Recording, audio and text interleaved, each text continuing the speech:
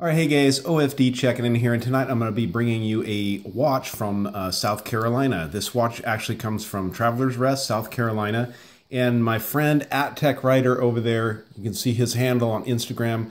Go follow him, check out his posts. He's got some awesome stuff. He offered to send this watch out with the last batch of Timex that you guys just looked at, and I wanted to look at it. I went to the website, checked him out. Fairly new company. This company's been around since 2015. So going to go ahead and bring the packaging up here. Obviously, really simple packaging going on here.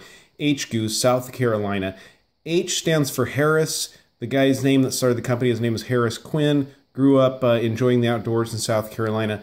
Goose is actually the name of his loving terrier dog that he has with him, it sounds like, most of the time when he's doing his outdoor fun time and stuff like that. So, like I said, pretty simple packaging, guys. I've actually never seen simpler packaging than this.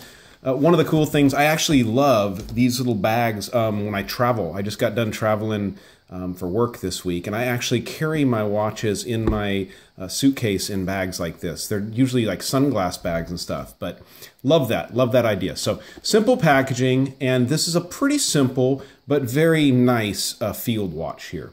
So I'm going to go ahead, now there's a quartz movement you guys can see here. I'm going to go ahead and get the hands into a position where we can see everything going on in this dial here.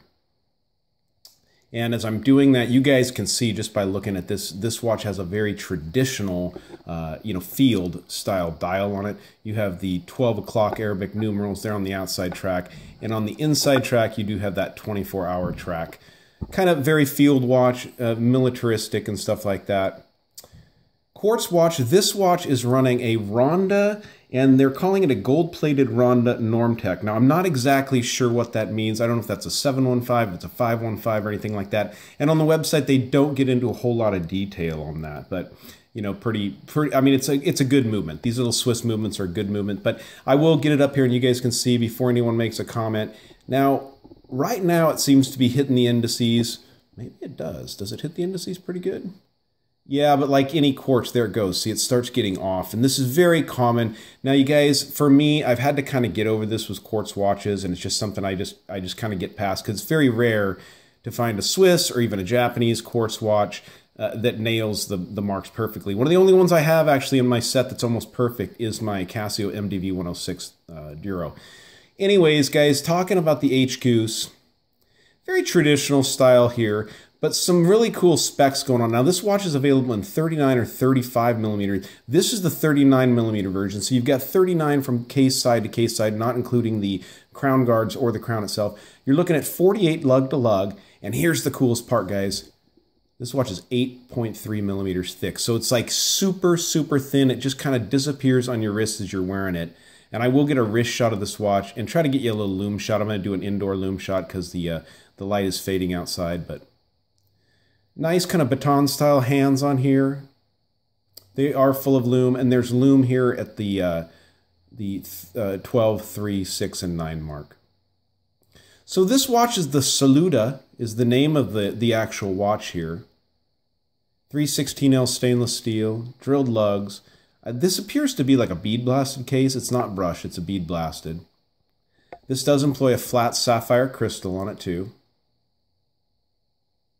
So I'm not exactly sure if these watches are actually assembled in South Carolina or if they are, contracted out and being made somewhere else. But nice heavy-duty nylon band on here.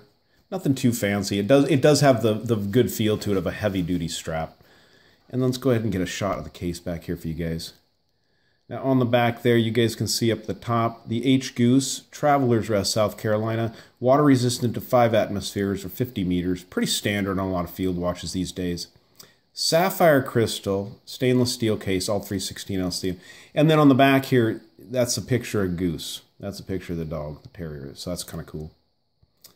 Screw down case back. Obviously just a push-pull crown with a 50-meter watch like this. But it's a well-done watch. Now, the one thing with it is this is a pricey little piece. At the website, now they do have a bunch of different models, not models, but actually colors or variations. Let me get this back in here.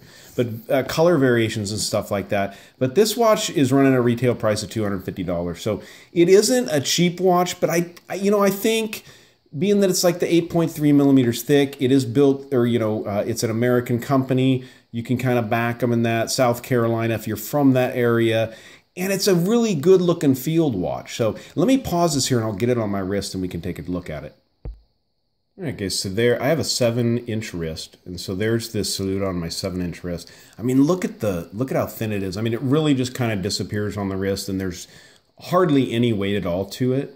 It feels really nice. It does appear to have an AR coating on that Sapphire Crystal. I didn't read anything about that, but it's not reflecting too bad, I guess, for this all-white room with my industrial lights pointing everywhere trying to light it up. But it looks cool. You know what I'm wearing? I'm actually wearing my little SKX 013, so I'll show that next to it. Gosh, that's just a tiny SKX. These are the 38 millimeters, so even next to a 39, the SKX looks small, but it's a really nice looking field watch from Goose. So, you know, good job, guys. A little steep on the price, but, you know, I mean, I think that's part of getting your first watch out there and getting going is sometimes you got to really get them out there and sell them and push them. And I think they've done a good job. Now, I don't know if they're offering any discounts out there or anything. You guys can look around and see, but I think it's a cool watch. Thank you to Tech Writer for lending this in to me to check it out.